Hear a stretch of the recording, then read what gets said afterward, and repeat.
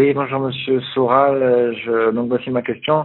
Je ne comprends pas la sociologie du vote des Juifs américains lors de la dernière élection présidentielle. Donc à plus de 70 ou 80%, ils ont voté pour Biden. Voilà, je croyais que la base des Juifs était plutôt conservatrice dans ses mœurs et dans son vote, et que l'élite, elle, était progressiste. Et en fait, je me rends compte que c'est pas ça. Voilà, si vous voulez bien m'éclairer, je vous remercie. Oui, bah là, c'est pareil. Quand on cherche quel est le vote juif, la réponse, c'est que visiblement, il n'y en a pas qu'un. C'est comme dire qu'est-ce que pensent les musulmans, quel est le vote musulman, ou qu'est-ce que font les Chinois, ou c'est pas si simple.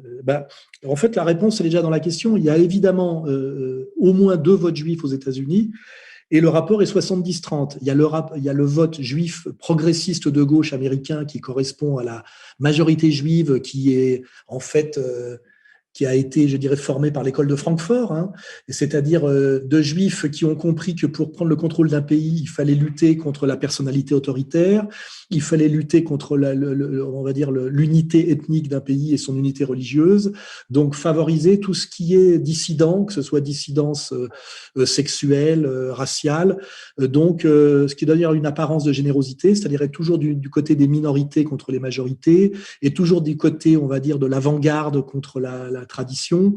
Et ça, ça correspond effectivement à l'esprit de conquête, qui est l'esprit libéral, qui est le plus sournois et le plus dangereux d'un point de vue, je dirais, d'un identitaire nationaliste.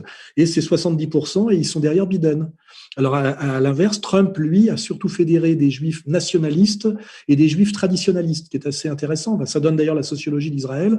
C'est-à-dire que d'un côté, c'est des juifs qui sont nationalistes et qui, donc, étant nationalistes, peuvent accepter le nationalisme des autres, puisqu'aujourd'hui on voit bien qu'on a le droit d'être nationaliste si on s'appuie sur le nationalisme israélien. C'est exactement le rôle que joue en France à Zemmour, de dire aux patriotes, vous avez le droit d'être patriote à condition de prendre comme modèle Israël et Netanyahou. Et malheureusement, ça donne le national-sionisme, et beaucoup de gens pensent qu'il faut passer par cette médiation obligatoire pour avoir le droit d'être à nouveau patriote, c'est-à-dire défendre Israël. Alors que moi, je dis oui, effectivement, je suis patriote et Israël est le dernier modèle que je suivrai en tant que patriote. Un, j'en ai pas besoin, et deux, c'est un faux modèle. Voilà. Mais bon, pour répondre à la question, effectivement, aux États-Unis, il y a 70% de juifs libéraux qui sont pro-immigration, pro-LGBT, pro-gauchistes, et qui ont d'ailleurs le contrôle profond des campus américains et de toute la bêtise gauchiste américaine que d'ailleurs que Trump appelle les antifas, qui sont en fait des fas. Et effectivement, dont les maîtres à penser ne sont pas d'ailleurs la French Theory. Hein. Les maîtres à penser, c'est Adorno, l'école de Francfort, Boas, tout ce qui est différentialisme culturel, lutte contre la personnalité autoritaire.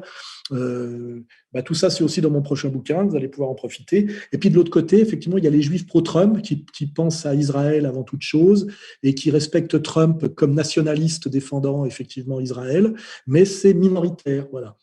Alors après, la question, c'est jusqu'où ces deux approches de la question juive s'engueulent-elles? Jusqu'où le Netanyahou s'engueule-t-il avec le Soros? Moi, ce que j'ai remarqué, c'est que face aux tiers, c'est-à-dire aux goy, leur dispute s'arrête et ils trouvent toujours le moyen de s'entendre, sachant d'ailleurs que qu'on soit mondialiste ou nationaliste, si on suit ces deux idéologies à la racine, elles convergent et elles culminent in fine toutes les deux à Jérusalem. Que ce soit le Jérusalem d'Atali, capitale du nouvel ordre mondial, ou le Jérusalem de Netanyahou, capitale du grand Israël. Hein, voilà. Donc, toujours pareil, comme quand je parlais tout à l'heure du décret Crémieux, avoir une vision réaliste et fine quand même de la réalité juive, comme de la réalité musulmane, comme de la réalité communiste ou socialiste, comme de la réalité nationaliste.